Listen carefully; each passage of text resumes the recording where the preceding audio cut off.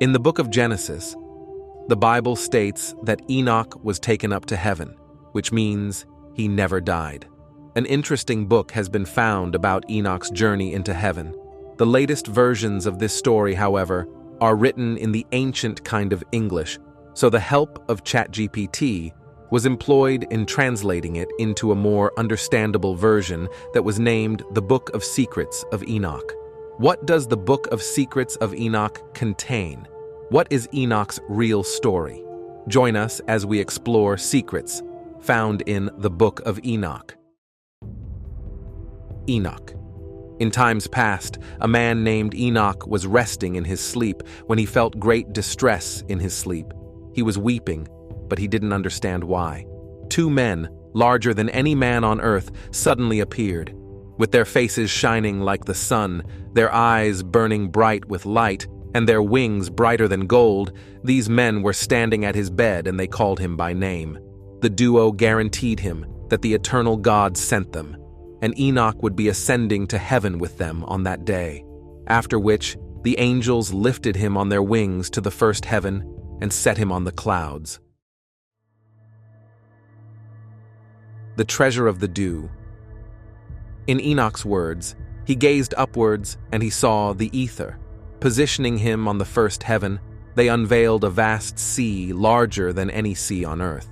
Presented to him by the duo were the elders and the leaders of the heavenly orders, revealing 200 angels who supervise the stars and serve the heavens. He continued by saying, they revealed the treasure house of the dew, resembling olive oil, and protected by several angels to him. Suspended prisoners. He was then led up to the second heaven by the several angels guarding the treasure houses, where he was shown a darkness more immense than any darkness on earth. There he witnessed prisoners suspended eternally and wailing throughout. Enoch claimed that he inquired from the men beside him about the suspended prisoners, and they responded that they were God's apostates who disobeyed God's commands and turned away with their prince, who was then imprisoned in the fifth heaven. Enoch felt severe pity for these prisoners. Then they greeted him, called him a man of God, and asked him to pray to the Lord on their behalf. Enoch replied that he was nothing but a mortal that is not capable of praying for angelic spirits who prayed for him instead. The tree of life. Taking by these same angels to the third heaven, where he beheld an unfamiliar goodness of produce. The tree of life, an inexplicably amazing and aromatic tree, stood in the center of the third heaven. The tree had a golden vermilion fire-like appearance that covered everything and bore fruits of all kinds. Between corruptibility and incorruptibility exists paradise. For the righteous who endure offenses and those who walk faultlessly before the Lord, that place is prepared for an eternal inheritance for them. Following this, the famous biblical figure was taken to the northern side of the third heaven by the same men and found himself in a dreadful place where several tortures were revealed. Despite the presence of a stable fire, the place was dark and unilluminated. The whole area, although filled with fire, also had frost ice. Angels were there inflicting extreme torture with angry weapons. The men explained to Enoch that this was the spot for people who dishonored God, and for such people was this eternal inheritance created. Phoenixes and chalkidry. Enoch was then led to the fourth heaven, where the successive movements and rays of light of the sun and moon were revealed. Enoch paid attention to their movements and compared their lights, from which he observed that the sun's light is greater than the moon's, and the sun continuously moved day and night without rest. Furthermore, it is attended to by 15 myriads of angels during the day and 1,000 angels at night. He witnessed other flying elements of the sun, such as phoenixes and chalkidry, which were 900 measures in size, had wings like angels, and accompanied the sun. The Grigori. The fifth heaven was entered, where he saw uncountable soldiers known as the Grigori. These soldiers appeared human, but they had huge stature that surpassed the great giants back on earth. Their faces were faded. Their mouths were infinitely silent. and no service was conducted, not the slightest, in the fifth heaven. Puzzled, he asked the men guiding him through the tour the reason the men appeared so faded, so sad, and the cause of the infinite silence. They answered him, saying the leader of the Grigori was Prince Satan, and the soldiers renounced the Lord of Light. After their fall, some were locked in the great darkness in the second heaven, and 3 of them left for earth, Mount Hermon particularly. Breaking their vows, they sighted the daughters of men, and being allured by their beauty, they married the ladies, thereby cultivating severe evil. In his judgment, God ordained a great consequence upon them, and although they would not be punished until the Lord's day, they were already lamenting for their brethren. 7 bands of radiant and glorious angels were in the 6th heaven. The face of each angel shone more than the sun. They maintained the celestial orders and ensured the appropriate supervision of the world. They discharged commandments and instructions to neutralize misdeeds in the face of wrongdoing. Matter of fact, they are the archangels who govern life in heaven and on earth. These angels were singing sweetly and resonantly as a way of offering praises to God. Ionite stations of light.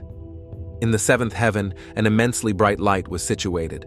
Archangels in corporal forces, dominions, orders, and governments were present as well.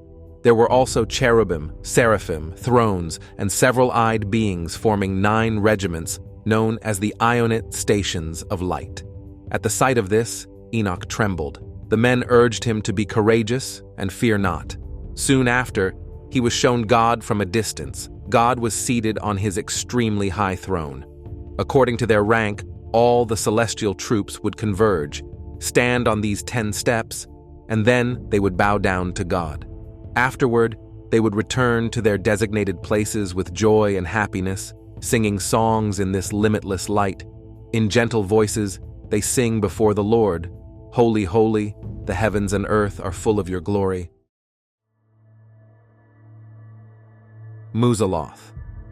While watching the celestial scenes, one of his tour guides told him that was as far as they could accompany him, and before Enoch could catch a breath, all his accompanists were out of his sight.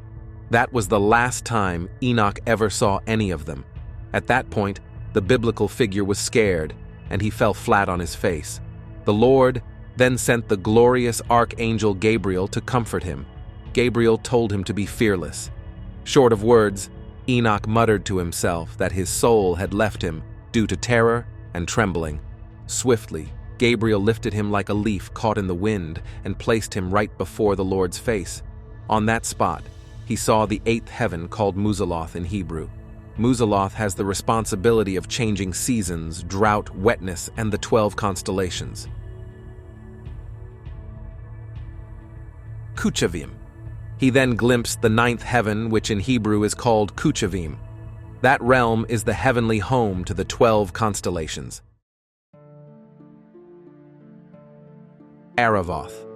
This is the 10th heaven, where he witnessed the appearance of God's face that resembled iron heated in a fire, releasing sparks and burning. He saw the Lord's indescribable, marvelous, and fearsome face in that fleeting moment of eternity.